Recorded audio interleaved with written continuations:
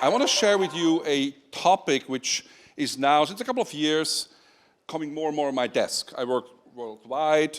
I'm known for being often part of very extreme projects, big, strange, complicated, difficult. And in this capacity, again, some of very interesting projects come on my table, on my desk. People ask me to participate or to, share my ideas or my experience in some of the projects. And I realized a couple of years ago, that there's one topic, one subject is now stronger, becoming bigger, becoming more interesting, and probably also will influence a lot what we see and what we think about nation states, nations, sovereignty in the next coming years. So what I'm going to talk about is how to build a mini-state, or actually the fact that people are starting to build mini-states and private cities. Do you feel sometimes angry about your own country, that the way it's going, or you don't like the city you live in? No. From all that live in Zurich, we all know what I mean. Some people don't like how the city is evolving. Some people want to move out. You recently heard that the canton and city of Zurich think about splitting. And then you're angry on your own country. You think things should be done better. You're not alone. You're not alone. Welcome to people who are looking for sovereignty, to go away from all these countries and cities and build their own state, build their own jurisdiction, their own cities, where nobody will interfere with them, and they know exactly how to run a country or a city. First of all, what's important is what do we mean with sovereignty?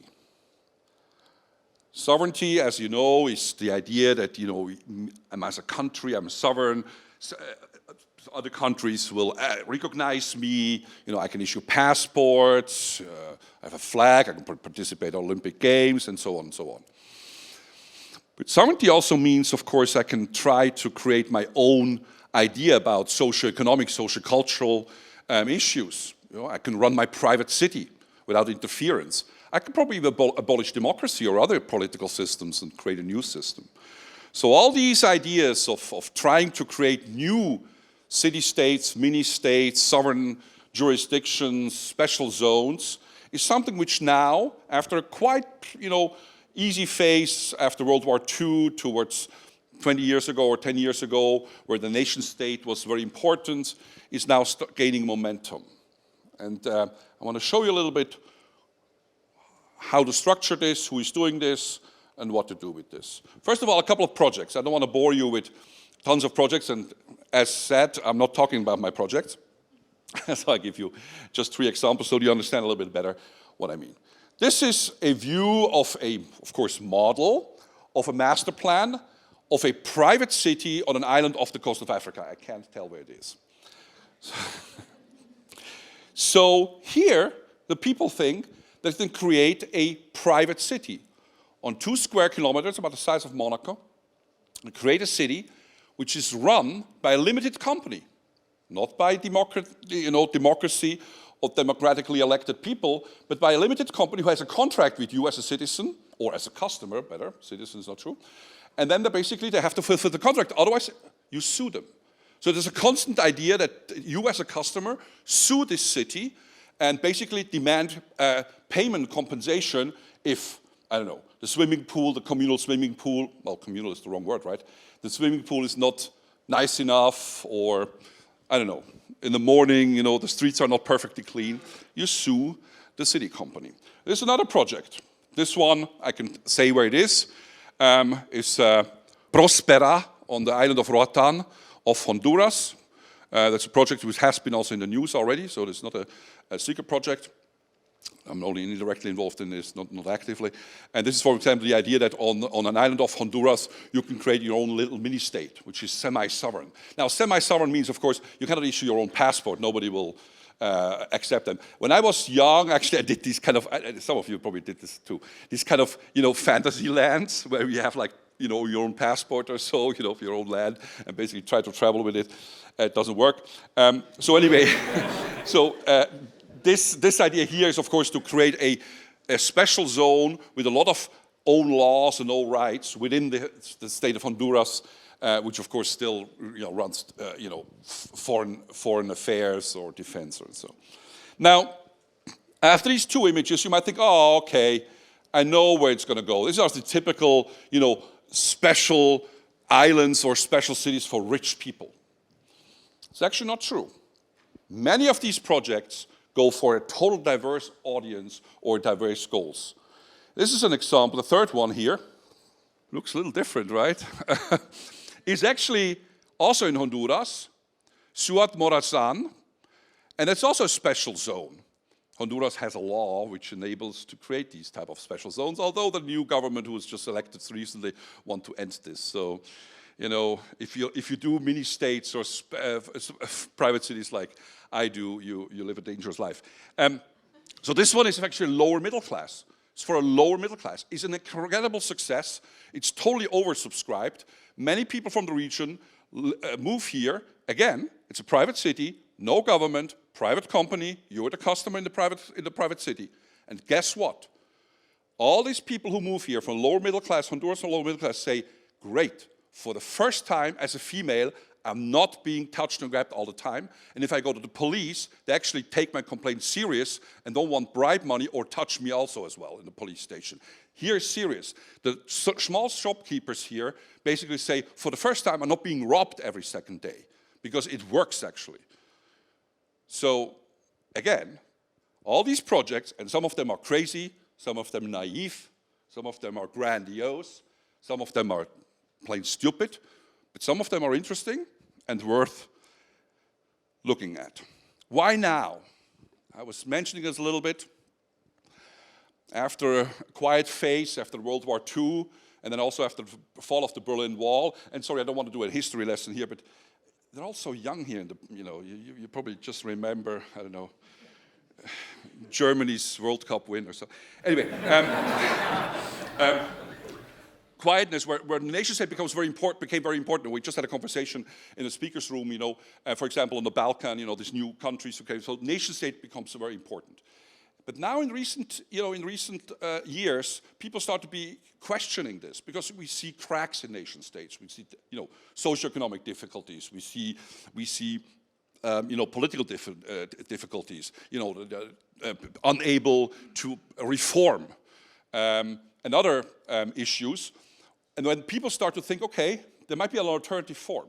Now, what's also important is these people who think about these structures, they come all from all political areas, or political directions. So you have libertarians, who want a total free market solution.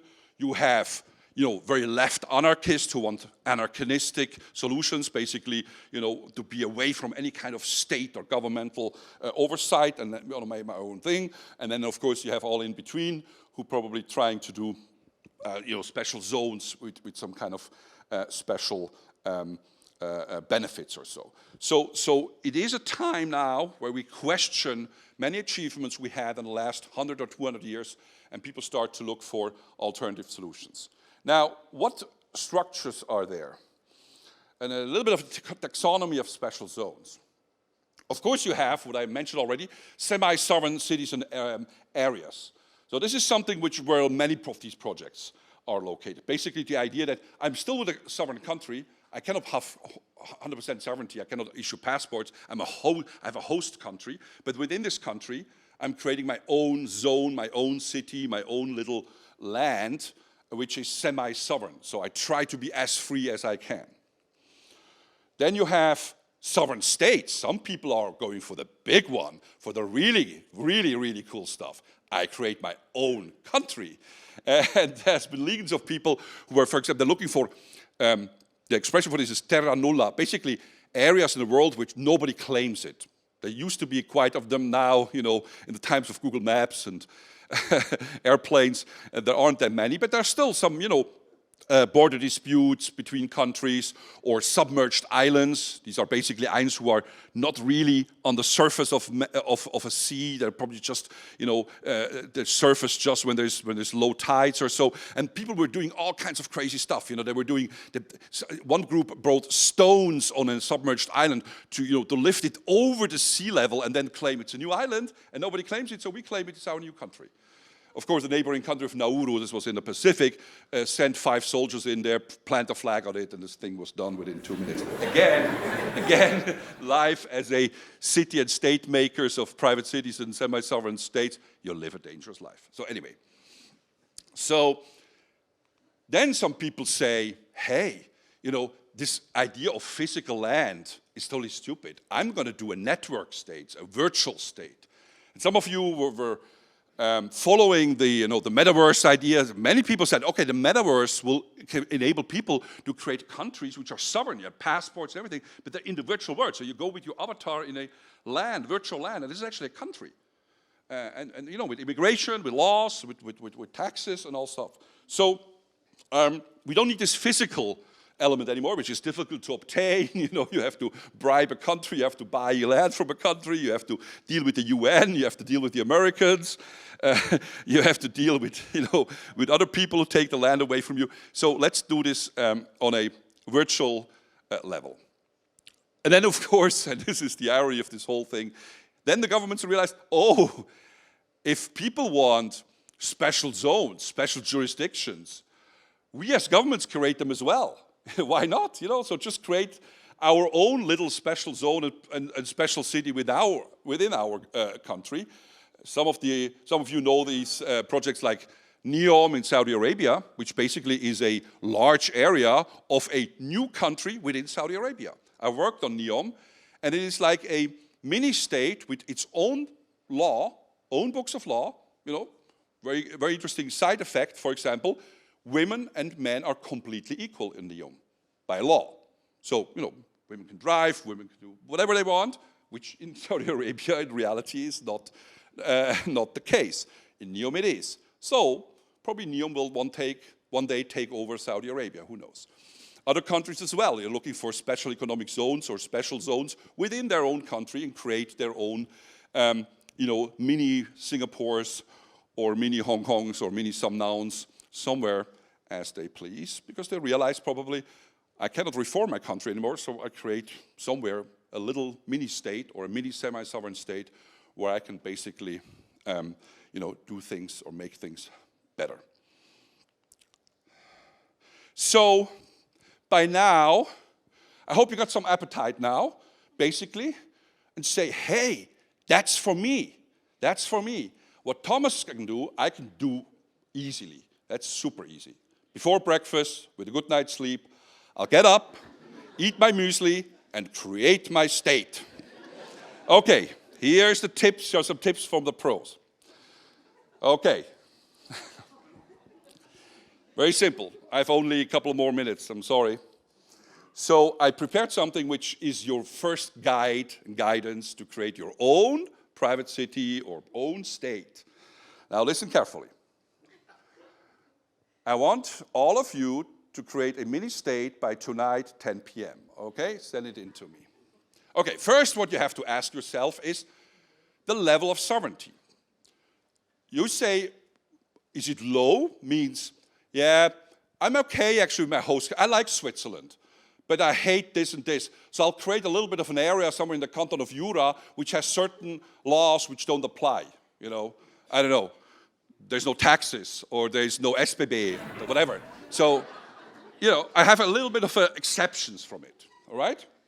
Or you say, I go for semi-sovereignty, which I was mentioning many times. You say, I want to be actually quite sovereign. I'm okay not to issue passports, difficult. I don't want to go to UN meetings in New York. It's always a big mess. It costs a lot of money. I'm not go. So I'm okay to have a host country, but within this host country, I want to be very sovereign and want to be my own thing. Monaco is a very good example. It's officially a sovereign state, but they still have to ask Paris for permission to do things. So I want to be, semi-sovereign. Or you say, no, I'm going for full sovereignty. I'm creating my own country. I'm going to go out now, somewhere in the Swiss Alps, I'll find, by the way, it's true, I'll find somewhere an area where there's a dispute between Italy or Switzerland over the border. There's actually some disputes of, because also the glaciers are changing, all stuff. I don't know if you've read about it, that the borders, of course, are changing with them. Find the spot. Italy's not claiming it. Switzerland is not claiming it. It's your country. You create this country. No matter what, it's on 2,500 meters. It's really not pleasant there, but it's your own country. Good luck with the business model behind it, but that's okay. No, then you say, okay, what type is it? Do I want to create actually a city? Because I'm not happy with, living, how cities are run, actually create my own city. And this is a little bit the billionaire thing. I'm sure you heard about a couple of projects, the Peter Thiels of this world, the Andreessens of this world. They're all on these projects. Basically, after, buying football clubs or airlines, the next, sexy thing for billionaires is to buy my own or create my own city. We say, no, city, I'm not a city person. I actually do more of like an area. On your 2,500 meter glacier area, probably it's better not to build a city, but I'm just having an area, probably it's not too many people there, but this area is special, it has a special business model, has a certain purpose. Or you say, as I mentioned, no, I'm going to do virtual. I'm going to go virtual, basically forget about physical thing, I'm just going to go virtual. Then you say governance. So I got a full private, I'm a libertarian, or believe really in private is better than anything run by governments. So I do a limited company who runs the country. Democracy sucks. All these elections and all this kind of stuff. Don't. Just have a limited company, runs the thing, but be prepared when the customer sues you. Thing is not clean. Bus station does not work. All stuff. They're gonna sue you. But anyway, it's a private company. Or on the other side, you say DAO, a decentralized authority organizations basically say, no, I'm going to do full democracy, even extreme, more Switzerland. Everybody can vote at all the time, everything is decided by everyone, Good luck with this. Then you say, that's important, community. Actually, I'm interested for the same type of people who come with me. And irony here, I've seen so many of these projects who talk about interesting, crazy, diverse community. Most of them are totally same people and sameness. Or you say, no, I'm going to go for local people, or local wolves or bears in the case of 2,500 meters. Or say, no, my goal is really to be real eclectic. And, like Ark and Noah, space Noah's Arks, and basically, collect all kinds of different people, diverse people. So anyway, I think now you have the appetite, now you create it, but don't forget, this is a very serious topic.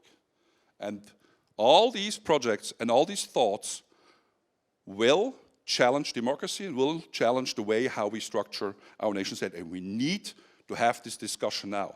Because as much fun as we had here now, as serious the whole subject is. Be careful and watch out what's to come with this. I really mean it. Thanks very much.